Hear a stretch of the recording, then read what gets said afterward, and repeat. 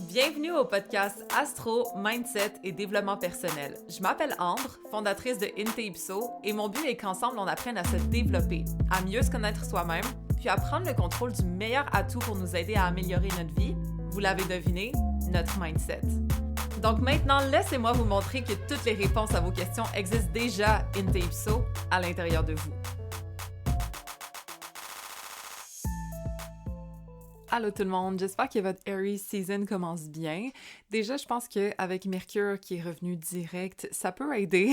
Nos idées sont un peu plus claires, je pense qu'on a envie de plus aller de l'avant, les choses font plus de sens mentalement, peut-être qu'il y a un petit peu moins de bugs, du moins je vous le souhaite. Donc cet épisode a été inspiré par plusieurs DM que j'ai reçus, c'est drôle, mais quelques-uns là, cette semaine ont été de gens qui étaient, exemple, qui faisaient des ongles ou qui étaient coiffeuses ou pour vrai des gens qui étaient plus dans faire un domaine où est-ce que physiquement on doit être là et qui voulaient doucement s'ouvrir à la spiritualité, au coaching, à la guidance et aussi, entre autres, à l'astrologie. Puis bon, on s'entend qu'on est dans des temps très incertains, hein? Il y a beaucoup d'instabilité, il y a beaucoup de choses qui sont inquiétantes au niveau de la politique, au niveau juste du climat, on peut dire sociétaire. Et je pense que d'avoir une compétence qu'on peut garder près de nous, qui est utile aux autres et qui est utile à nous-mêmes même, ça vaut la peine de développer cette compétence-là. Pour moi, c'est l'astrologie. Peut-être que pour vous, c'est quelque chose d'autre. Mais d'avoir ce skill, ça va avoir énormément de valeur, encore plus. Ça en a déjà, honnêtement, mais je pense qu'encore plus, les astrologues vont être en demande. Les gens pour aider, pour guider, pour nous reconnecter à nous, pour, voilà, OK, avoir une meilleure direction, ne pas trop stresser, ce genre de choses. Je pense que ça va vraiment, vraiment être nécessaire. Ce sera pas un luxe, ça va être quelque chose de nécessaire, du moins encore plus qu'avant, je trouve. Je pense que chaque personne, se sentir guidée, se sentir comme aidée dans son avancement, ça aide énormément déjà de base. Mais le plus que la vie devient instable, le plus ça va être utile, OK, pour soi et pour les autres. Et donc, je voulais vous donner des clés pour vous aider à passer de, on va dire, passionné / connaissant d'astrologie à vraiment expert / compétent qui peut servir les autres. Et d'être capable de le faire un peu partout sur la planète. C'est ça qui est tellement le fun avec l'astrologie, c'est que c'est nos connaissances qui sont valorisées et non un service qu'on rend physiquement. Et donc, on peut être littéralement n'importe où tant que le fuseau horaire, corresponde avec nos clients, on s'entend.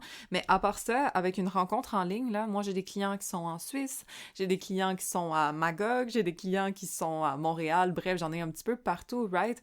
Et ça me permet quand même de les rencontrer, de les avoir comme clientèle, chose que je pourrais pas avoir si j'avais un bureau ou un salon ou peu importe qui nécessite une présence physique, right? Fait que je pense que, encore une fois, même avec tout ce qui va se passer, dépendamment de... je veux même pas parler de ça, là, mais vous comprenez. Tout ce qui se passe dans le monde, disons ça comme ça, ben d'être libre, d'être nomade, on va dire, ou du moins de pouvoir se déplacer, ou même d'avoir un revenu extra, hein. Au pire, si tout va bien, on garde notre job, mais qu'on peut quand même se permettre de faire un petit revenu de plus et d'aider les autres en plus. Moi, je pense que ça vaut la peine. Donc, bref, l'astrologie, je suis biaisée, mais ce sera toujours la chose qui a donné du sens à ma vie, je dirais, et qui est ma passion numéro 1. Donc bref, j'espère vous le partager un petit peu pendant cet épisode, puis on va voir comment vous aider à vous rendre meilleur pour ceux qui se connaissent déjà peut-être un peu, mais qui veulent devenir vraiment comme compétents dans le domaine. Donc sans plus attendre, on y va. Alors, première chose, ne négligez pas la base. Des fois, on pense qu'on sait, tu sais, qu'est-ce que ça veut dire le signe du Scorpion, qu'est-ce que ça veut dire le signe du Verseau. Mais est-ce que vous comprenez la symbolique derrière ce signe-là? Et pas d'une façon nécessairement comme mythique ou whatever, mais plus d'une façon comprendre l'essence du signe. Parce que après, quand on a cette essence-là, c'est beaucoup plus facile de naviguer à travers les autres placements, de comprendre les aspects, etc. C'est comme l'essence des signes là est vraiment, vraiment nécessaire. Et si jamais on le sait dans notre tête, OK, mais on comprend pas le fondement, l'essence de ce signe-là, ça va être un petit peu plus facile, nos connaissances vont être un peu plus de surface. Donc moi, je vous conseille fortement de maîtriser l'essence des signes. Je l'explique à ma façon dans ma formation d'astrologie, évidemment. Dans la partie 1, c'est dispo, ou sinon dans l'intégrale, obviously. Mais exemple, si on prend le signe du Scorpion, Donc, oui, le scorpion, on sait que c'est comme un petit animal qui pique, là, right? Et qui a des pinces, etc. OK, c'est pour ça qu'ils sont un petit peu sarcastiques. Whatever, ça, c'est des détails. Mais l'essence du scorpion, pour moi, c'est un animal qui vit dans un terrain très, très, très aride. Donc, c'est quelqu'un d'extrêmement résilient qui est capable d'en prendre beaucoup comme condition avant de s'avouer vaincu, right? C'est pour ça que je dis souvent que les scorpions sont un peu intuables parce que où est-ce que tout le monde n'est pas capable de supporter la chaleur, l'intensité, les conditions arides, etc. Et donc, dans la vie, les obstacles, whatever. Le scorpion, lui, il thrive. Où est-ce que tout le monde est intimidé, où est-ce que tout le monde a peur, whatever, lui, il est bien, puis il est capable d'en prendre. D'où sa résilience. Autre chose, c'est que le scorpion a un dard, où est-ce qu'il y a du poison à l'intérieur, right? Et donc, lorsqu'il pique quelqu'un, il les force à se transformer. Il peut des fois se piquer lui-même, c'est pour ça qu'ils sont très durs avec eux, right? Mais ça leur donne une capacité de transformation qui est vraiment plus forte que les autres. Exemple, le Sagittaire, qui est un homme avec un corps de cheval, qui a l'esprit d'un homme très curieux, qui pointe son arc vers l'horizon, qui le tire et qui veut aller chercher la vérité, chercher le concept, aller plus loin dans sa tête, mais qui veut aussi aller très vite grâce à son corps. Donc, c'est pour ça que les Sagittaires ont l'esprit très allumé et ont aussi le feu au cul, si je peux dire, parce qu'ils ont cet esprit d'homme, mais aussi cette puissance de chevaux, disons ça comme ça. C'est pour ça qu'ils veulent aller tout de suite, maintenant, comprendre tout, go. Donc, sachant ça, quand on a une planète, exemple, qui est en scorpion, disons Vénus, Vénus qui représente l'amour, right? Mais Vénus va avoir le potentiel d'être très transformateur dans le thème de cette personne-là. L'amour va mener à de la transformation où on va transformer les autres grâce à notre amour. On va être extrêmement résilient dans nos relations. Peut-être qu'on a vécu des obstacles qui ont été plus difficiles que la norme, mais grâce à ça, on n'a pas lâché et on peut se rapprocher d'un amour qui va être beaucoup plus, qui va en valoir beaucoup plus la peine, disons, parce que ce n'est pas donné à tout le monde de se rendre jusque-là.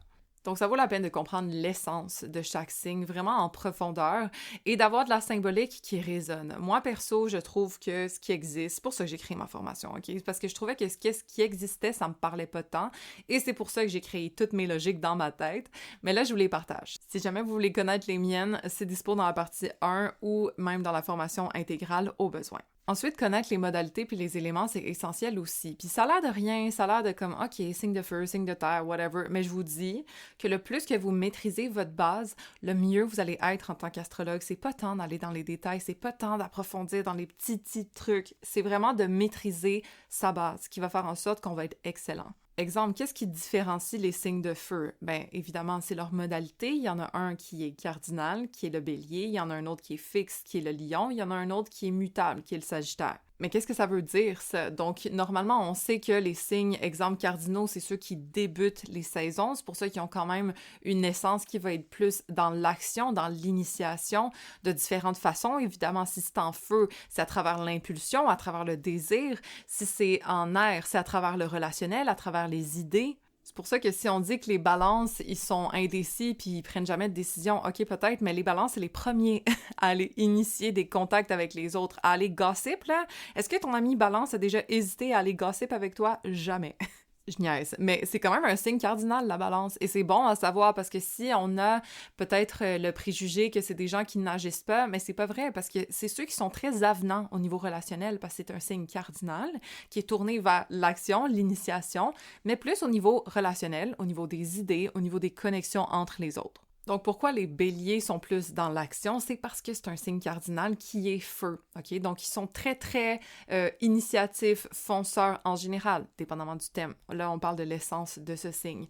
Par contre, les signes comme le lion, qui est un signe fixe, va plutôt être fixe sur ses principes, fixe sur ses désirs. C'est pour ça, exemple, qu'ils sont considérés comme étant très loyaux, les signes du lion, pas les personnes, OK? L'essence du signe, parce que ça tient à ses principes, ça tient à son ego, ça tient à ses désirs, ça tient aux gens qu'ils aiment, leur cœur, etc. Donc, bref, c'est un signe fixe. C'est lorsque, pendant l'été, la saison est à son plein, lorsqu'on est pendant la saison des lions, tout rayonne, tout brille. D'ailleurs, j'en parle dans la roue du zodiaque. Je compare ça aux saisons, entre autres, et je fais juste des liens avec chaque signe du zodiaque entre eux. Donc, une autre façon de voir la symbolique. Mais pendant la saison du lion, c'est la saison où est-ce que les fruits sont les plus mûrs, où est-ce que là, on peut briller, on peut montrer notre récolte. Puis ensuite, on passe à la saison de la Vierge, right? Qui là, elle se dit, OK, on a brillé, on a fait ce qu'on avait à faire, là, it's fine. Maintenant, on doit récolter, on doit se préparer pour l'automne, là, pour l'hiver qui s'en vient doucement.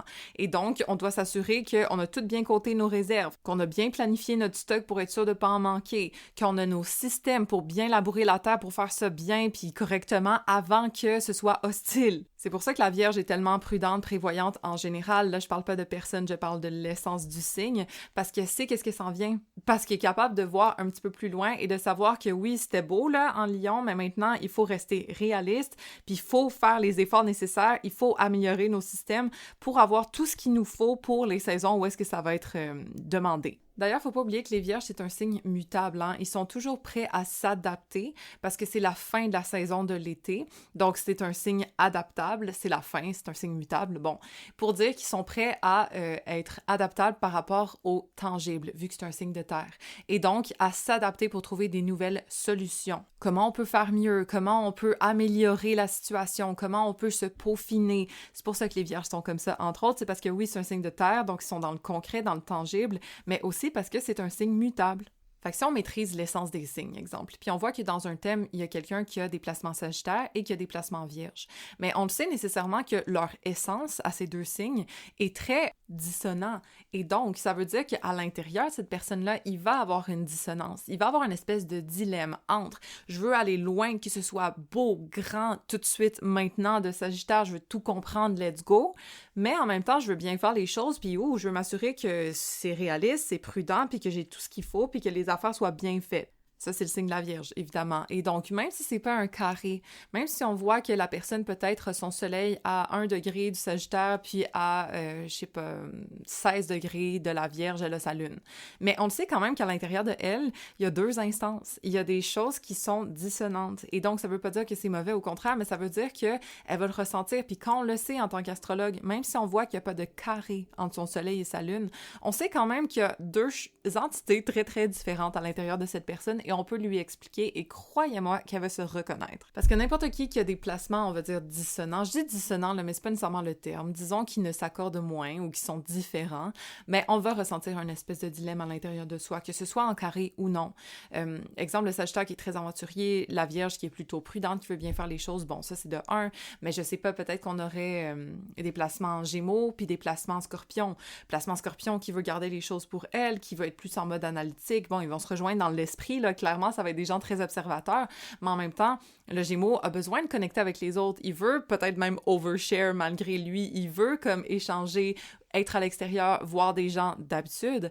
Tandis que le Scorpion est plus réservé. Il aime mieux observer, il aime mieux être dans son monde, tu sais, être pas exclu, mais vous comprenez, OK? Un petit peu plus sauvage. Et donc, quand on a des placements Gémeaux et des placements Scorpions, ben des fois, il y a un petit dilemme à l'intérieur de nous entre notre côté social puis notre côté un petit peu plus sauvage. Aussi, sinon, notre côté qui veut toucher à tout puis tout comprendre de Gémeaux, puis notre côté Scorpion obsessionnel qui veut aller dans quelque chose en profondeur. Le côté Gémeaux spontané qui veut un peu de liberté versus le côté Scorpion qui veut fucking fusionner puis aller all-in, vous voyez? Donc, de savoir ça, de comprendre l'essence d'un signe, ça va aider à expliquer peut-être les dilemmes à l'intérieur de quelqu'un puis que ça résonne vraiment à l'intérieur de eux. D'ailleurs, une autre chose à apprendre, c'est les axes opposés. J'ai une section complète, c'est dans la formation partie 1 là-dessus parce que ça vaut la peine de maîtriser ça. C'est pas quelque chose qui est expliqué souvent, je trouve. Moi, c'est un concept que je trouve personnellement qui est extrêmement important et donc que j'ai inclus dans ma formation, mais je le trouvais nulle part, ça. Ben, en tout cas, peut-être que ça existe à quelque part, mais perso, quand j'ai fait mes recherches, il n'y avait pas ce que je voulais. Et donc, je vous ai trouvé des logiques entre les signes qui les réunissent et aussi qui les différencient. Parce qu'on s'entend que des axes opposés, c'est entre deux signes compatibles. Exemple, la balance et le bélier, disons. Donc, signe d'air, signe de feu, ça va bien ensemble, right? On se complète, mais en même temps, on est opposés et donc on est très différents aussi. Mais c'est quoi qui nous rejoint et c'est quoi qui nous différencie? Comme ça, on est capable d'expliquer à quelqu'un qui a des placements en signes opposés, je sais pas, un lune en cancer puis un soleil en capricorne. On est capable d'expliquer ces dilemmes peut-être, mais aussi comment elle se rejoint à l'intérieur de elle et comment on peut faire des compromis à l'intérieur. Donc, exemple, si on regarde quelqu'un qui a beaucoup de placements en Vierge et beaucoup de placements en Poisson, donc son axe du Poisson et de la Vierge est quand même prononcé, ça veut pas dire qu'on est obligé d'avoir beaucoup de placements dans ces axes-là pour que ce soit prononcé. Ça peut être simplement, exemple, justement, le soleil et la lune. Ça, c'est quand même deux axes forts. Disons l'ascendant et le soleil, ou peu importe. Mais en gros, lorsqu'il y a quand même ces deux signes-là qui vont ressortir, soit dans le Big Three ou soit juste dans le thème astral en général, ça va être l'axe du raffinement et de la conscience, selon moi. Parce que dans les deux cas, on est conscient. La Vierge va être consciente de tout ce qui est pratique, tout ce qui est tangible, tout ce qui est défini. En Poisson, on va être conscient de l'abstrait, de l'intangible, de tout ce qui est indéfini, justement. Dans les deux cas, on va se raffiner. En Vierge, on va se raffiner dans qu'est-ce qui est palpable, nos habitudes, notre quotidien, nos compétences, exemple. Puis en Poisson, on vient se raffiner dans tout ce qui est impalpable. Exemple, notre âme, notre spiritualité, notre connexion à soi, aux autres, au tout, etc. Par contre, ce qui les différencie, c'est qu'en Vierge, on vient catégoriser, on vient définir clairement des limites, des attentes, OK? Et en Poisson, au contraire, on vient rassembler, on vient unifier, on vient transcender les limites, puis on avance vers l'acceptation. En Vierge, on va être précis, on va être rationnel, on va être pragmatique, logique, right? On va venir s'arrêter sur les détails, puis on va favoriser l'organisation, la planification, mais en Poisson, au contraire, on va être plus vague, plus rêveur, on va se laisser guider peut-être par son intuition, son inspiration, et donc les deux viennent remarquer les subtilités, la Vierge au niveau pratique, puis le Poisson au niveau énergétique. Donc, quand on a quelqu'un qui a ces deux placements-là, on peut dire que cette personne est particulièrement consciente. Donc, consciente des détails que la Vierge analytique peut remarquer, mais consciente aussi des non-dits, de l'intuition que le Poisson peut lui donner aussi. Autre chose qui les rassemble, l'exemple, c'est que les deux vont être vraiment dévotionnels à leur façon, donc tournés vers le service, mais différemment. D'une façon un peu plus pratique et utile pour remplir son devoir, tu sais, être orienté vers les solutions logiques, on va dire, dans le cas de la Vierge.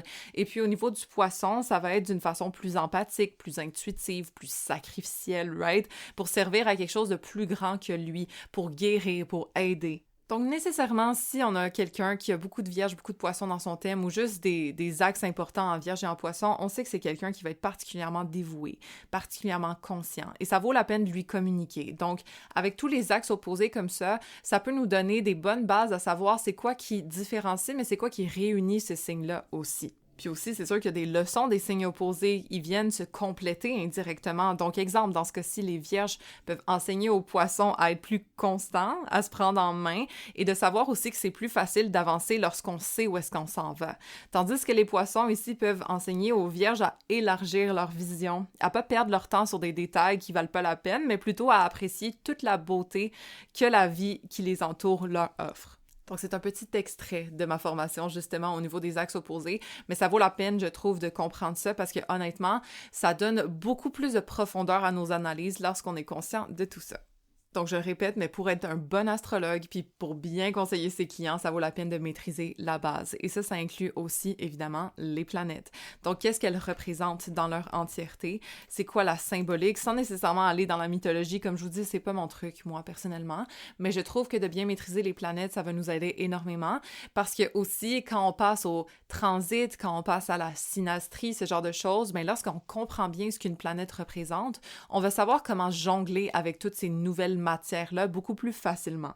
D'ailleurs, même quand on parle d'aspects, comprendre bien les planètes nous aide énormément parce que, comme vous le savez, les aspects, c'est pas si compliqué que ça, là. Il y a des logiques derrière tout ça. Donc, si on a un aspect de Saturne, tous les aspects de Saturne sont similaires, right? Mais dépendamment de quelle planète il vient aspecter, exemple Mercure, ça va plus être sur l'esprit, le mental, la communication de cette personne-là, tandis que si c'est Vénus, ça va être plus être sur ses relations, son estime, la valeur qu'elle s'accorde, right? Mais Saturne égale toujours pratiquement la même chose. C'est qu'on doit maîtriser le placement qui est aspecté par Saturne.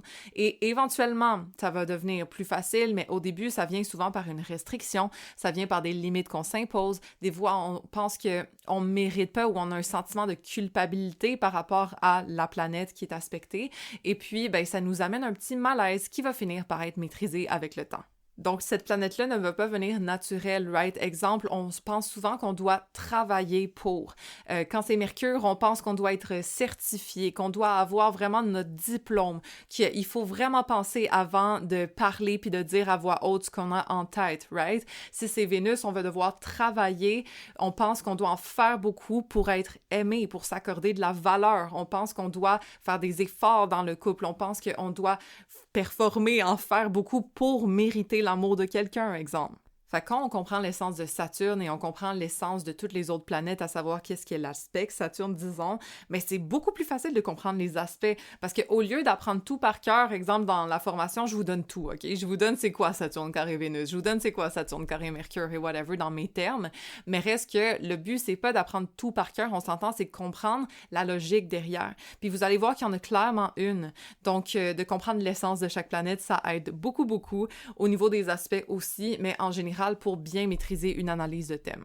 Bon, pour ce qui est des maisons, moi personnellement, c'est mon sujet le moins préféré simplement parce que je trouve qu'il y a trop d'ambiguïté encore avec les maisons, dans le sens qu'il y a certaines personnes qui privilégient Placidus, il y a certaines personnes qui privilégient signe entier et j'aime pas ça. Moi, je suis Mars en Vierge, j'adore la certitude, c'est pour ça que j'adore les aspects autant, c'est parce que ça ne se trompe jamais.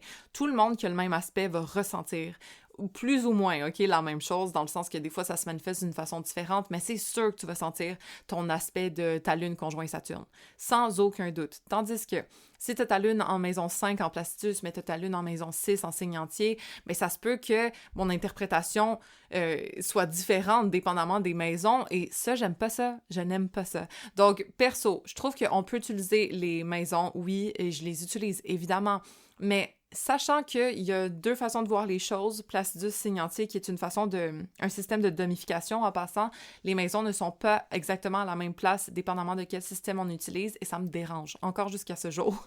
Et je trouve que j'ai pas encore ma réponse à 100%. C'est pour ça que, malgré tout, je vous donne tous mes conseils par rapport aux maisons. Donc, qu'est-ce que ça veut dire d'avoir son soleil en maison 8? Qu'est-ce que ça veut dire d'avoir un regroupement de planètes en maison 12, whatever. L'essence de la maison est importante, mais reste que c'est pas ce que je privilégie dans mes séances personnellement. Peut-être éventuellement ça viendra. Perso, je regarde encore au niveau du thème astral en Placidus, mais dans ma tête, je garde quand même une ouverture par rapport à signe entier, même dans le birth chart, là, le thème astral. Par contre, au niveau des transits, j'ai vraiment remarqué une différence et je trouve que le signe entier s'applique plus. C'est pour ça que là, je commence à hésiter à savoir si peut-être même au niveau du thème astral, les signes entiers pourraient fonctionner, mais bon, à suivre. Mais bon, malgré tout, comprendre l'essence des maisons, je trouve que c'est essentiel. Et pas juste genre, ah, la maison 5, c'est la maison des enfants. Ou ah, la maison 5, c'est la maison du plaisir. Comme, qu'est-ce que ça veut dire? C'est rejoint par quoi? Moi, j'adore les logiques. J'adore comprendre l'essence des choses pour être capable de faire des bonnes analyses. Donc, exemple, la maison 5, c'est la maison des créations. OK? Les créations, oui, ça peut être des enfants.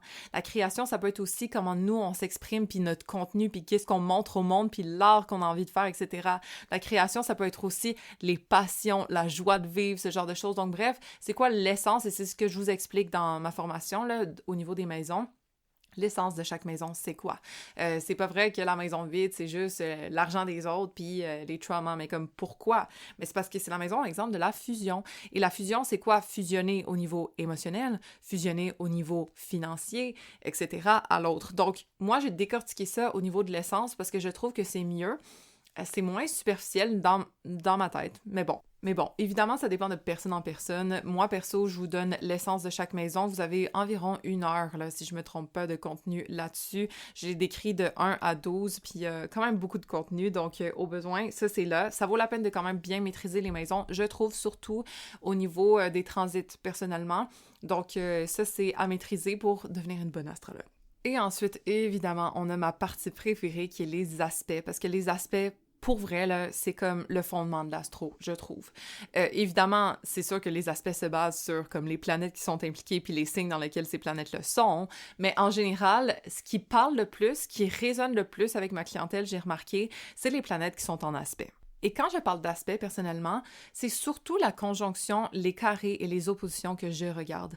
Parce que oui, les sextiles, c'est nice, oui, les trigones, c'est nice, mais qu'est-ce qui vient vraiment chercher quelqu'un, puis qu'est-ce qui, comme, tu sais, il y a une petite lumière rouge qui flash, là, c'est les aspects qui sont un petit peu plus intense. Et donc, conjonction, opposition, carré, c'est souvent ceux-là qu'on veut ressentir le plus. Après, oui, tant mieux si on ressent nos sextiles, nos trigones, mais si on s'occupe pas de nos carrés, de nos conjonctions et de nos oppositions avant, on pourra même pas tant comme utiliser les bienfaits de nos trigones et de nos sextiles parce qu'on a d'autres choses à s'occuper. Donc, c'est important d'être capable de bien repérer des aspects à l'œil, je trouve, pour être une bonne astrologue, parce que vite, comme ça, tu sais c'est quoi le dilemme de la personne. T'as pas besoin d'aller comme décortiquer puis étudier son thème full longtemps. Tu le vois d'un coup, c'est quoi. Parce que tu vois que, bon, sa lune est à 17 degrés Capricorne, et puis que Vénus est à 18 degrés Balance, et donc tu le sais qu'il y a un carré direct comme ça, et tu sais que cette personne-là, peut-être ses besoins au niveau émotionnel sont différents de ses goûts au niveau relationnel, et donc des fois il y a un petit dilemme à trouver un partenaire qui lui correspond au niveau émotionnel et au niveau romantique en même temps. Des fois c'est un petit peu plus challengeant, mais quand on est conscient de ça, on peut faire des choix plus alignés, et c'est notre job en tant qu'astrologue de partager ça avec nos clients.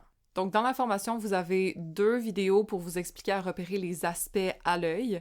Donc, il y a une vidéo qui existait déjà d'avant, mais là, j'ai rajouté un deuxième vidéo juste pour expliquer des aspects un petit peu plus complexes. Exemple, quand, je sais pas, dans ce cas-ci, Mercure était à 29 degrés en Capricorne, et donc, des fois, quand c'est on the edge, c'est un petit peu plus difficile juste mentalement à repérer, même si c'est super facile et super logique quand on comprend, OK? Et donc, j'ai pris beaucoup de temps à vous expliquer comment repérer, comment voir si ça, c'est un aspect ou pas, vite comme ça. Il y a une nouvelle vidéo là-dessus dans la section, dans la partie 1 et aussi évidemment dans l'intégrale pour repérer les aspects dans la section comprendre les aspects. En passant, je vous l'ai pas dit, je pense, mais j'ai mis un rabais sur mes formations d'astro là, pour ce printemps. C'est évidemment en quantité limitée comme d'habitude, mais si vous utilisez le code SPRING26, donc Spring, là, comme le printemps 26, vous allez pouvoir avoir 26% de rabais sur toutes les formations. Fait que formation partie 1, si jamais vous voulez apprendre les bases puis les maîtriser pour vrai.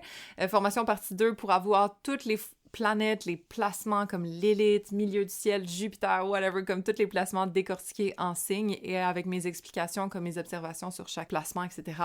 Et ensuite, la partie 3, qui selon moi vaut le plus la peine, là, en tout cas, pour ceux qui s'y connaissent déjà un petit peu, pour approfondir les aspects, vraiment comme maîtriser ce sujet-là. Et aussi, vous avez ma méthode d'interprétation, vous avez mes conseils pour devenir astrologue, ce genre de choses. D'ailleurs, j'ai rajouté 2 vidéos dans la section 3. Un bonus sur bien connaître son sujet dans la section méthode d'interprétation. Et aussi, dans la section devenir astrologue, je vous ai mis comment devenir une astrologue fully booked. C'est comme ça que j'ai appelé ça. J'ai enregistré une vidéo avec mes nouveaux conseils après 2 ans de plus d'expérience que depuis que j'ai fait la formation, à savoir comment devenir quelqu'un qui book ses rendez-vous, savoir comment parler à sa clientèle, savoir quoi dire dans ses réseaux sociaux, etc. Mes petits conseils là, que j'ai pensé comme ça. Et donc, je vous ai rajouté ça. Wow, le podcast a bugué, puis je pensais que j'avais tout perdu. J'aurais pleuré. Mais bref. Donc, sur ce, la formation est en rabais, Spring 26. Il y a 15 coupons qui sont disponibles, puis là, on en a déjà 2 qui ont été utilisés. J'enregistre ça samedi. Donc, il en reste quand même, là, OK, pour ceux qui sont intéressés. Mais doucement, ça part avec le temps. Vous le savez comment ça fonctionne. Et donc, si jamais ça vous intéresse d'apprendre l'astro avec moi, ça vaut la peine de le faire maintenant. Vous savez que j'en fais de temps en temps, environ 2 à max 3 fois par année, là, des rabais. Donc, si jamais ça vous trottine dans l'esprit, c'est sûrement le bon moment de le faire. Fait que bref, on va sûrement reparler un peu de ce sujet parce que perso, enseigner ou du moins partager mes connaissances au niveau de l'astro, vous savez que ça fait partie de ce que j'aime faire. Donc, on va se revoir dans un prochain épisode et rappelez-vous que toutes les réponses existent déjà in the ipso à l'intérieur de vous.